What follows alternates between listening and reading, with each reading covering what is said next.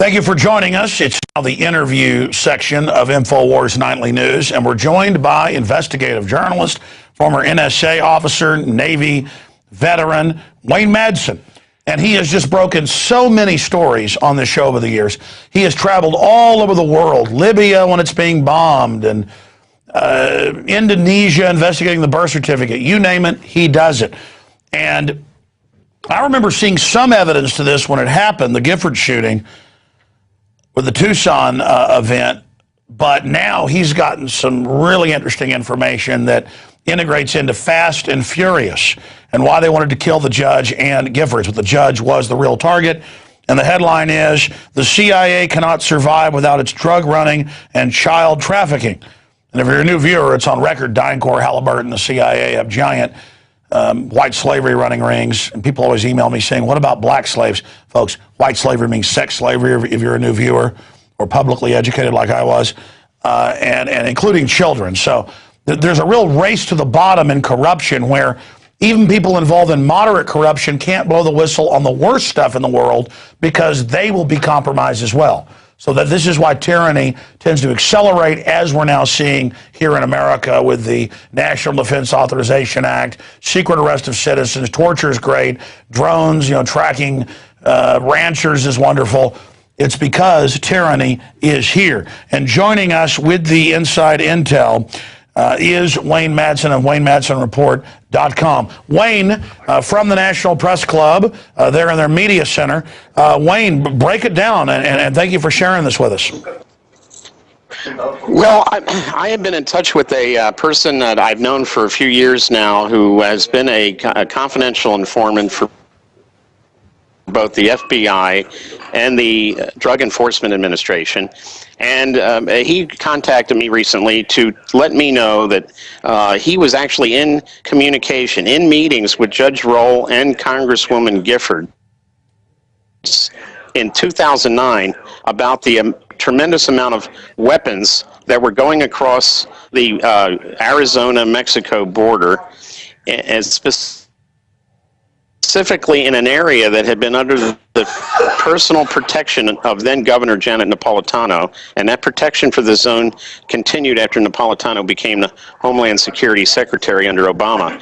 There were so many weapons available in that zone that he knew about an individual who found a new AK-47 in a wash, and went to the authorities, federal authorities, said, hey, I found this AK-47. They said, there's so many out there, we know, why don't you just keep it? But it's clear that just like we saw under with the Iran-Contra situation, we're back into it. The target this time isn't Nicaragua. The target is Mexico, and it's to destabilize Mexico. So these weapons were going to Los Zetas and the Sinaloa cartel so they can have at each other, chop off a few heads of some journalists, nosy journalists, which they've done, and other people, politicians. I mean, the Interior Minister of Mexico went down in a crash. That's still unexplained. Took out his entire entourage. But we know that Hillary Clinton has said in the past that she foresees the possibility of U.S. troops being deployed to Mexico. And I think this is just how this thing's going to play out. We're going to just inundate the country with weapons. The drugs are coming out of there to feed the coffers of the CIA, just like the drugs. I mean, I remember being in email communication with Gary Webb, who they destroyed his journalistic career because he wrote about the influx of drugs into Los Angeles, courtesy of the Central Intelligence Agency. But nothing has changed. And obviously, Giffords, Judge Roll, and a third person was mentioned to me, a Republican who represents West Texas, specifically the Midland area. Mike Conaway was also interested in investigating this whole operation, and apparently he's so fearful of his life right now, he's not even talking to anybody. Well, let's expand on that. From my own deep research, everything you're saying fits. We know that Arizona was the main conduit. We know sheriffs in West Texas and New Mexico and Arizona were involved as conduits as well, and many have gone to prison. We know that it wasn't just gun shops allowed to sell the guns, that it was 18-wheelers into Mexico. We know it was a destabilization operation to keep drug prices up, but to also blame the Second Amendment, and CBS has now gotten those emails. But Sally Castile, who is still in federal prison, no criminal record, Vietnam veteran, DEA agent, he came on my show 6 years ago and he said, in Arizona, in New Mexico, in South Texas, they're training Los Zetas who were trained at Fort Benning, Georgia. They tried to hire me, he said. And again, this was when none of this was even happening yet. And I knew he was a credible guy. He worked with Gary Webb, one of his main sources, on that Pulitzer Prize, but still it was shocking. He said they're going to elect Calderon. This is a year before. There's going to be a total implosion. There's going to be a giant war, and the CIA's funding the major cartels to kill each other, to jack up prices. Then that'll be used for a North American merger. Now all of this is public.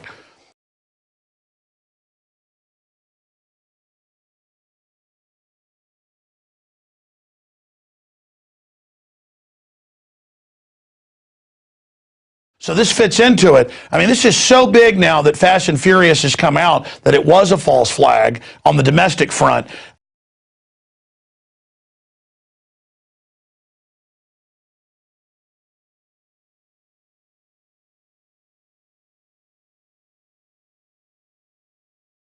That these individuals must have known this is such an endemic problem. They decided to, throw caution to the wind.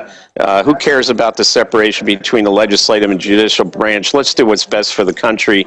However, Judge Roll paid with his life, and Congresswoman Giffords has been incapacitated very severely. I mean, the message was received, I believe, and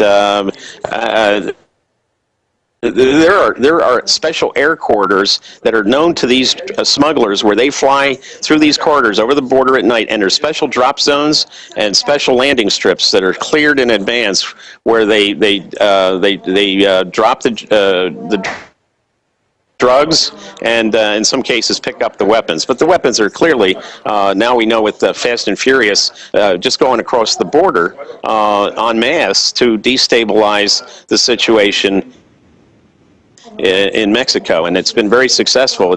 I've talked to people from Mexico. There is a state of fear in that country.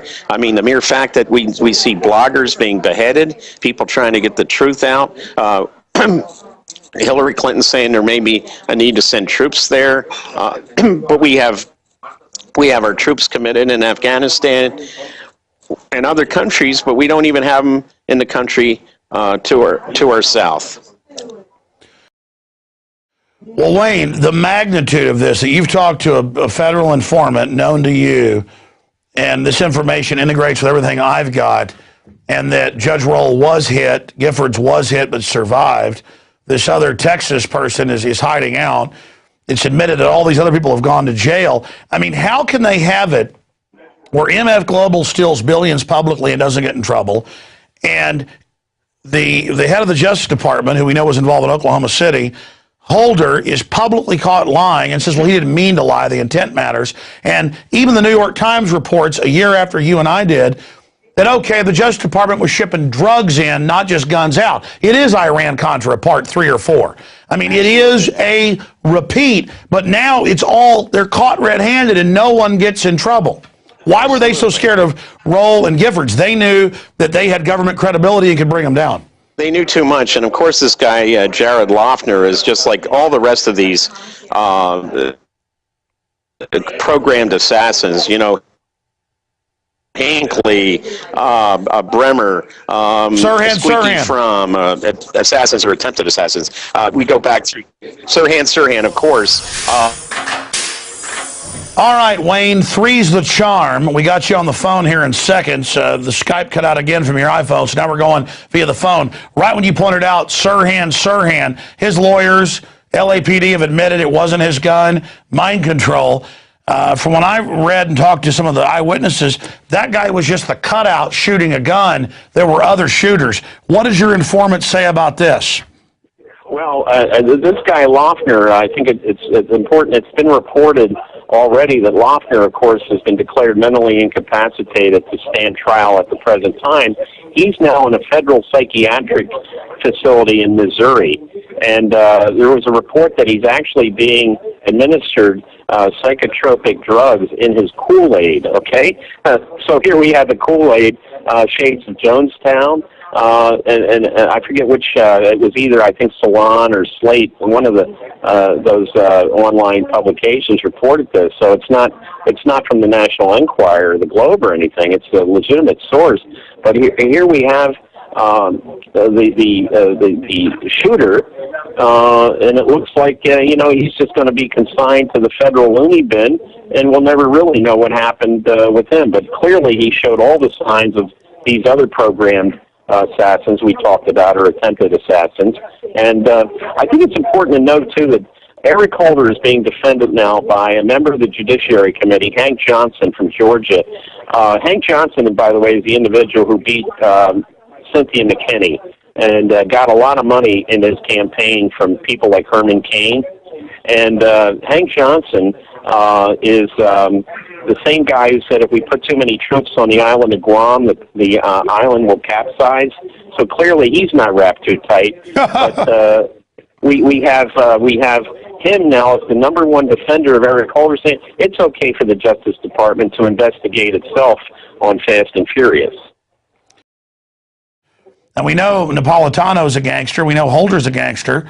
We know that Holder said a month ago, don't investigate Fast and Furious. Bush was involved pre-Obama, which is true. This is an ongoing program. He was a little surprised that a member of the House and a federal judge would have been there, but I think they must have understood the gravity of the situation. So, who cares about separation of powers then when you see the very, the border being used, federal agencies involved in this criminal conspiracy to smuggle weapons for drugs. Specifically, we know it's a criminal conspiracy now. This is one of the few cases where it's 100% admitted, perjured before Congress, shipping drugs in, New York Times 2 Sundays ago, drugs, laundering money, guns, Chicago Tribune, El Paso Times, Sinaloa allowed to ship cocaine in. Government admits it's true. I mean, this is bona fide, absolute proof here of a false flag. How is this affecting, from your sources there in D.C., in closing, how is this affecting the power structure? Well, I think clearly the power structure is concerned. I think if we knew the truth, we'd find out a lot of people knew a lot of things and never actually said anything, which makes them, of course, culpable, criminally, at least criminally negligent. Clearly, if that's who the Democrats are using as their point man, who's now going on TV to defend Eric Holder, I mean, I think that just goes to show how bad the situation is. I mean, why isn't there somebody who's a little, who's wrapped a little bit better mentally, asking the questions? This is clearly an attempt to protect Holder, which also is an attempt to protect the White House from the political fallout. But that's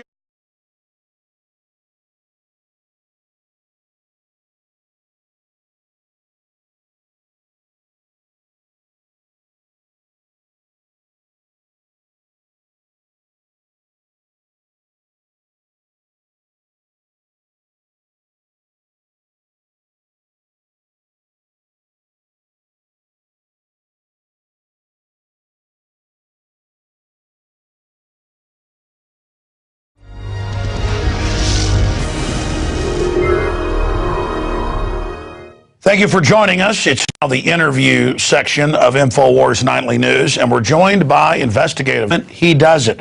And I remember seeing some evidence to this when it happened, the Gifford shooting with the Tucson event, but now he's gotten some really interesting information that integrates into Fast and Furious and why they wanted to kill the